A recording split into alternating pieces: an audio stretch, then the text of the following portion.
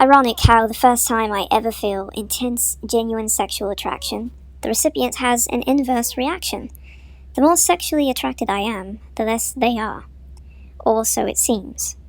To be vague and unreadable, yet direct and transparent, with no middle ground to tread.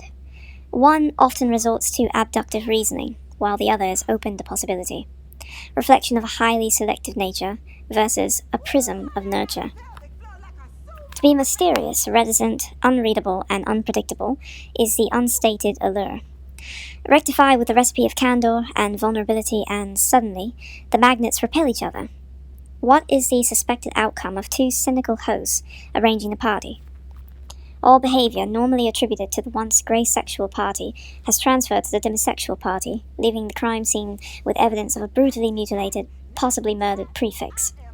The reformed grey sexual must now contemplate the decision to either retreat into indefinite isolation once again, in answer to perceived rejection, becoming withdrawn, defaulting terse and bitter responses. The relationship, ill-defined, is inconsistent and contradictory. The inexperienced must resist the impulse to return the crushing embrace of reservation and distrust. Identity crisis, a racially ambiguous diatribe. The identification of an entity, ID plus entity. How do we define the entity in question? The query itself, defined by the insatiable curiosity of introspection, or the confident response of choosing a single letter through multiple choice, where D is disqualified for all of the above.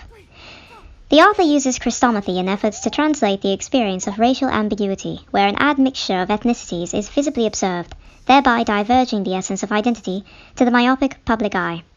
Perhaps a checklist of pejorative terms would suffice. Quadroon, mulatto, wigger, courtesy of extensive research through the black-oriented internet community Lipstick Alley. Identity is deemed vital as a deathless companion to existence. The abstract is necessary to balance the concrete foundation of human existence, unique to the sentient experience. Identity is invaluable as a measure for distinction. The exclusivity of our taxonomic rank as special is important not merely for classification. Classification combats fear and discomfort of the unknown, yet fails to unite the whole. The more exclusive the community, the more discrimination is encouraged and normalized. Again, we have yet another facet of humanity that proves difficult to achieve equilibrium. An individual born to a father of African descent and a mother of Asian descent, yet identifies with neither. It is not ethnicity that propels the decision, but culture. Accompanied by the default factor of exposure, a child will most likely identify more with the ethnic identity of the parent who has been most active during the child's formative years. However, it is the culture ascribed to the parent's nationality that gives additional weight. Statistics for Asian female-black male relationships may often disproportionately favor the former as the primary caretaker, while African fathers in particular may neglect or disown the child entirely. An interesting correlation between African and Asian cultures is the sharing of social pressures. Pressure to succeed in school, followed by performing well in an emphatically respectable profession. See lawyer, doctor, engineer.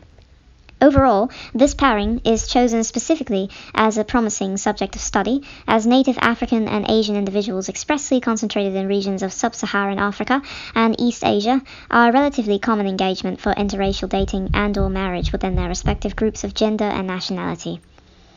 African men may be favored over their American or English counterparts for the preservation of cultural customs. Parenting styles also converge in solidarity, introducing the prospect of a seamless merger for families. Predictors for successful marriage as well as parenthood. However, complications may arise for the parents of these newlyweds regarding the barrier of prejudice, as either region is racially homogeneous, problems contend towards acceptance for marrying out. Many Asian parents have been cited to disown children if they commit to the act. Others may accept the engagement while still harboring disappointment. The homogeneity of Asian societies especially have limited exposure to the diversity of class, culture, race, and sexuality. With only media depictions as a means to identify and discern, many are typically disadvantaged by stereotypical examples, which can lead to dangerously misinformed opinions that place communities in morally monochrome categories. Colorism is a subset of racism characterized by discrimination within the same racial class based on degrees of lightness or darkness in skin complexion. Attributed almost directly to the ubiquitous influence of Eurocentric ideals for beauty, the phenomenon predominantly affects all but those of Caucasian descent. African, Latin, and Asian colorism share a similar connection by vice of historical context. When the divide between rich and poor was more definitive, separating peasants from aristocrats, Asian colorism predates to the caste system.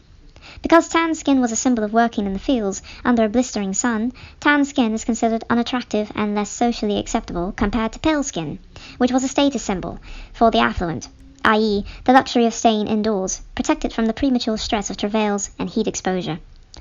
African colorism dates back to American slavery, where a master's expression of favoritism determined how certain slaves would be treated. Mulattoes comprised a disproportionate percentage of the house population. Although bastardized and unclaimed by the master, the white blood was a form of currency for relatively elevated status. In stark contrast, darker individuals were expected to work tirelessly in sweltering heat.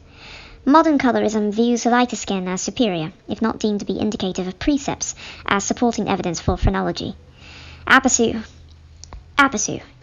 Dark is equivalent to dirt and poor, either separate or conjoined. Light is equivalent to privilege, albeit in that yet operates along a hierarchy of spectrum. Summarily, minorities are subject to the social engineering practice of special treatment reserved to lighter complexions over darker complexions within their respective populations. In mainstream media, black representation is commonly observed, with an overwhelming affinity for those of mixed race origin. In some cases, the exotic allure of biracial or multi-ethnic individuals is coveted. Fundamentally, the casting choice of choosing an individual mixed with black instead of monoracial is staunch recurring evidence of colorism. Furthermore, egregious portrayals of minorities in the media are liable to instill misguided, negative perceptions. Blacks and Hispanics are disadvantaged by dismal, rancorous, belligerent upbringings, effectively compacting either community to a monolith, further disseminating the aptitude for discrimination beyond the borders of their home country. See xenophobia. Asians are depicted as quiet, conscientious, and academically peerless. The quiet black employee in a conference meeting will sooner be questioned for their silence, in contrast to the adjacent Asian colleague, whose stereotypical bent for impeccable work ethic puts them at an advantage by default. Stereotypes are embellished truths. Consumption of fried chicken is observed with higher frequency amongst African Americans due to manipulation and strategy, disguised as government assistance. Public programs are designed to manufacture the need for dependence on vulnerable social and ethnic groups. Cyclic reinforcement involves the least effort, as the community becomes the only requirement for perpetuating repetition by persuasion of the instilled habit.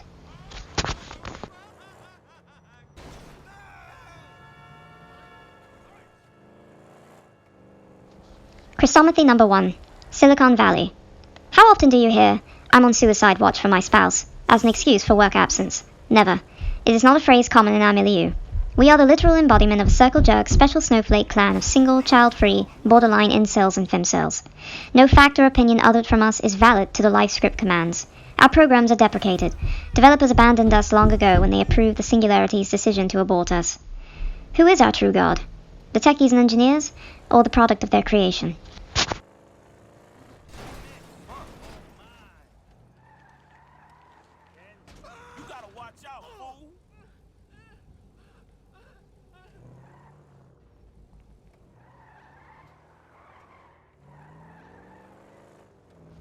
Chrestomathy number 2. Disruptive selection. Between the hour of 7 and 8 a.m., a mire was observed. Along its vitreous surface, the reflection of experimental theory casts a tenuous sheen. From beneath the surface penetrates this furry, disheveled mass of a living organism, convulsing and reproducing asexually. From the layered, hovering steam, the image of runaway slaves sprinting through the sickly crop of trees dispersed to focus on these tarry figures emerging. Reptiles of a particular ilk, including amphibians, are able to survive in this precarious environs. Mammals prove maladapted in comparison. Further weighs them down into the anaerobic bog, an ecosystem that opposes the maintenance and locomotion of hirsute organisms. Pubescent organisms, in contrast, possess little to no follicle growth. At most, cilia or other microscopic hair growth with negligible function to the organism's physiology. Certain frogs, toads, snakes, alligators, crocodiles, and other traditional subaqueous creatures originating from inland bodies of water have either adapted to the muddled conditions have either adapted to the modeled conditions via anatomical enhancements or genetically predisposed to inhabit the environment, thereby affirming as a natural habitat. Naturally, most aquatic organisms cannot reside comfortably on dry land for extended periods without suffering ill effects. In a similar manner, terrestrial animals cannot reside comfortably in water due to requiring oxygen to breathe. Abilities may vary according to hybrid capacity. However, one will often be favored over the other regarding endurance and energy expended/stored in either territory.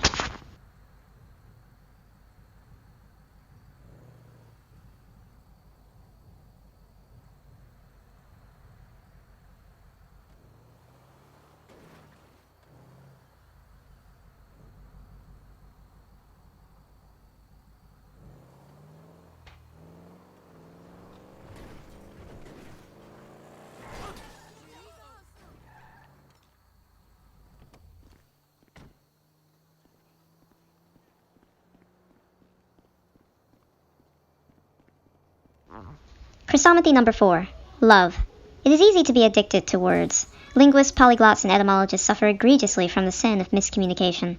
Love languages are the bane of their physical existence. Only so much can be candidly, if not accurately, conveyed through a cerebral filter. Often our thoughts are far too abstract to simplify through the sieve of emotion. But be not mistaken, we feel, deeply, sickly. If silence is sudden and unaccounted, basic instinct is the overloaded computation of worst-case scenarios.